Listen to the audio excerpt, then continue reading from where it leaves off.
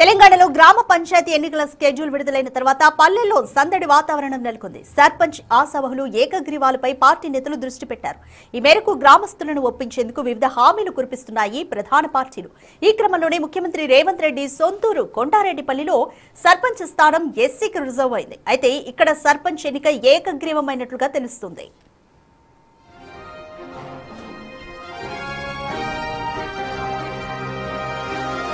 నాగర్ కర్నూలు జిల్లా వంగూరు మండలం కొండారెడ్డిపల్లి పంచాయతీలో సర్పంచ్ స్థానం ఎస్సీకి రిజర్వేషన్ ప్రకటించిన వెంటనే సర్పంచ్ పదవి కోసం 15 మంది పోటీ పడ్డట్టు తెలుస్తోంది.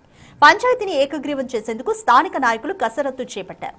స్థానిక నాయకులు గ్రామస్తులంతా ఏకాభిప్రాయానికి వచ్చి సర్పంచ్గా మల్లెపాకుల వెంకటయ్యను ఏకగ్రీవంగా ఎన్నుకునేందుకు తీర్మానించినట్లు సమాచారం. కేవలం సర్పంచ్ పదవికే కాకుండా అన్ని వార్డు సభ్యుల పదవులకు ఒక్కో నామినేషన్ దాఖలు చేయించి మొత్తం పాలక వర్గాన్ని పోటీ లేకుండా ఎన్నుకోవాలని స్థానికులు నిశ్చయించినట్లు తెలుస్తోంది.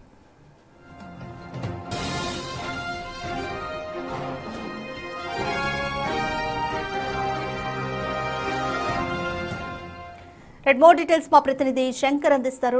శంకర్, తెలంగాణ పల్లెల్లో పంచాయతీ ఎన్నికల సందడైతే మొదలైంది. సీఎం సొంత ఊరైన కొండారెడ్డిపల్లిలో అందరినీ ఎందుకని ఏకగ్రీవంగా ఎన్నుకున్నారు? సో అక్కడి గ్రామస్తులు ఏమంటున్నారు?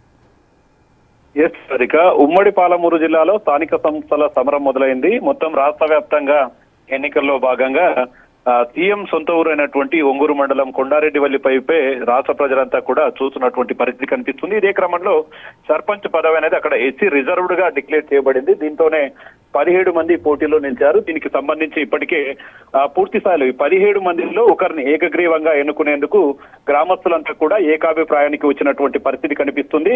మధ్యాహ్నంలోగా పూర్తిగా ఎవరైతే అభ్యర్థులు తమ పేర్లను నమోదు చేయించుకున్నారో తమ పోటీలో ఉంటామని చెప్తున్నారు. వారిలో ఒకరైనటువంటి వారిని డిక్లేర్ చేసే విధంగా దాంట్లో వెంకటయ్య అనే వ్యక్తిని సర్పంచ్ గా ఏకగ్రీవంగా ఎన్నుకునేందుకు ప్రజలు మొగ్గు చూపుతున్నట్లుగా తెలుస్తుంది. దాంతో పాటు 10 స్థానాలకు ఉన్నటువంటి వార్డులు కూడా పూర్తిగా ఏకపక్షంగా జరగనున్నాయి. దీంతో పాలకవర్గం అంతా కూడా ఏకగ్రీవమయ్యే అవకాశాలు మెండుగా కనిపిస్తున్నాయి.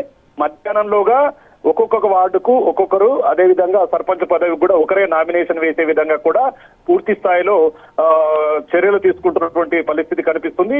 మధ్యాహ్నంలోగా పూర్తిగా కొండారెడ్డిపల్లి సర్పంచ్ ఎవరనేది మాత్రం పూర్తిగా తెలియనుంది.